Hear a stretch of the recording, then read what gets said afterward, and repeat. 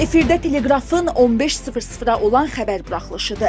Günün bu saata olan mühüm xəbərlərini təqdim edirik.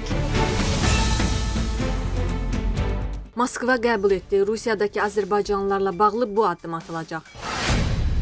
Rusiya Azalın təyyarəsi ilə bağlı tələbləri niyə indi qəbul etdi? Əliyevin qətiyyəti. Putin Azalın təyyarəsi ilə bağlı bütün tələbləri qəbul etdi.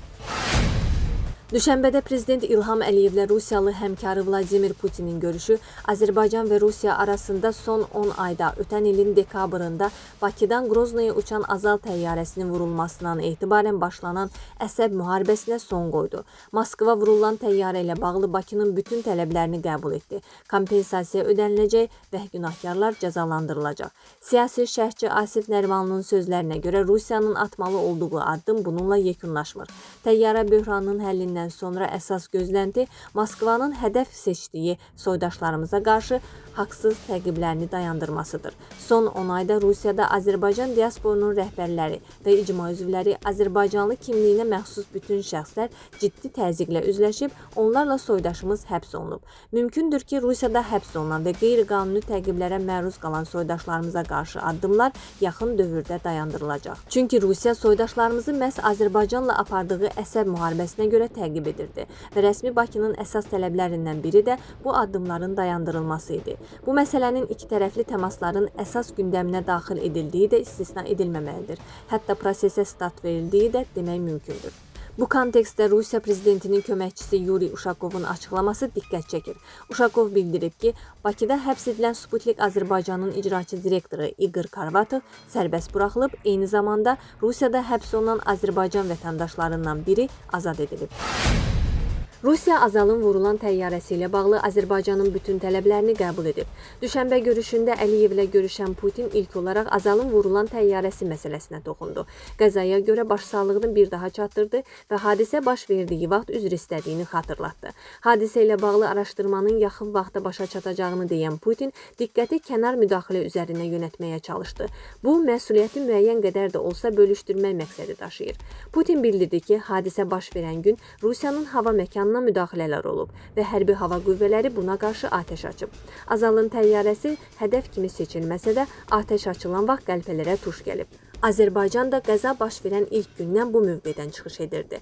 Rusiya Azalın təyyarəsini hədəf olaraq seçməyib, lakin hərbi hava qüvvələrinin səhvləri nəticəsində böyük faciə baş verdi və buna görə Moskva Bakının 3 haqlı tələbini qəbul etməlidir.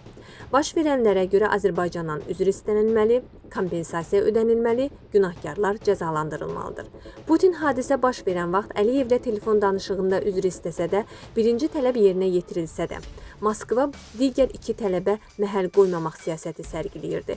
Buna paralel olaraq tələblərdən geri çəkilmək üçün informasiya və siyasi müstəvidə Bakıya təzyiqlər edildi. Hərçənd Əliyev bütün təzyiqlərə baxmayaraq ilk gündə sərgilədiyi mövqeyindən geri çəkilmədi və nəhayət Azərbaycanın iki tələbinin kompensasiya ödənilməsi və günahkarların cəzalandırılması icra ediləcəyi Əliyevlə görüşdə birbaşa Putin tərəfindən qəbul olundu. Bu nəticənin əldə edilməsinin arxasında iki amil diqqət çəkir. Birincisi, Rusiyada Azərbaycanla gərginliyin bölgədəki maraqlarına uyğun olmadığı anladılır. Bakının haqlı tələblərinin qəbul edilməsi Moskvanın iki tərəfli münasibətlərin ruhuna uyğun davranışı hesab oluna bilər. İkincisi, Prezident İlham Əliyev qətiyyətli mövqeyindən geri çəkilmədi. Azərbaycan lideri ilk gün irəli sürdüyü tələbləri sona qədər müdafiə etdi və buna nail oldu. Bununla milli maraqlar məsələsində bir addım da geri çəkilməyəcəyini bir daha nümayiş etdirdi. Düşənbə görüşündə Əliyevin Azalın təyyarəsinin vurulması ilə bağlı tələblərini qəbul edən Putinin bunu daha öncə etməməsi Zəngəzur dəhlizi ətrafında baş verən mübarizədən qaynaqlanırdı. Siyasi şərhçi Asif Nərimanlının fikrincə, mübarizə Rusiyanın əleyhinə yekunlaşdı. Hərçənd Moskva hələ də iki manevr imkanının qaldığını düşünür. Birincisi, az ehtimal olsa da TRIP layihəsinin praktiki müstəvidə icrasına qədər vəziyyəti dəyişmə ümididir. Ermənistan seçkilərində fors-major situasiyanın yarana biləcəyi, yaxud geosiyasi müstəvidə şərtlərin qəfil dəyişməsi imkanlarını dəyərləndirir və buna görə təzyiq xəttini yaxşı polis rolu ilə əvəzləyir. Bu, irreal situasiya gerçək olarsa belə, Bakı üçün Naxçıvana maneəsiz keçid imkanı dəyişməyəcək. Dəyişən yalnız dəhlizdə iştirakçılar ola bilər. İkincisi, TRIP layihəsinə Amerika Birləşmiş Ştatlarının Cənubi Qafqaza daxil olmasına, eləcə də Orta Dəhlizdə möhkəmlənmək istəyindən loyal münasibəti güya siyasi bazarlıq kimi istifadə etmək istəyir. Bu manevrlərin dəyərləndirilməsi fonunda Azərbaycanla münasibətlər Rusiya üçün məğlub olduğu prosesdən daha az zərərlə çıxmaq üçün əhəmiyyətlidir. Moskva Bakı ilə münasibətlərin bərpa edilməsi üzərindən regionda güc balansının kəskin dəyişməsinə imkan verməmək və Şimal-Cənub nəqliyyat layihəsinin inkişafı ilə kommunikasiyaların açılışından kənarda qalmamağa çalışır. Rusiyanı Azərbaycanın tələblərini indi qəbul etməyə vadar edən bu səbəblərlə yanaşı, rəsmi Bakının geri çəkilməməsi Prezident İlham Əliyevin prinsipiallığı həlledici rol oynadı. Belə demək mümkünsə, Putin Əliyevin bükę bilmədiyi əlini sıxmaq məcburiyyətində qaldı. Bu, həm də Moskvanın Bakının strateji gedişi qarşısında təslim olmasıdır.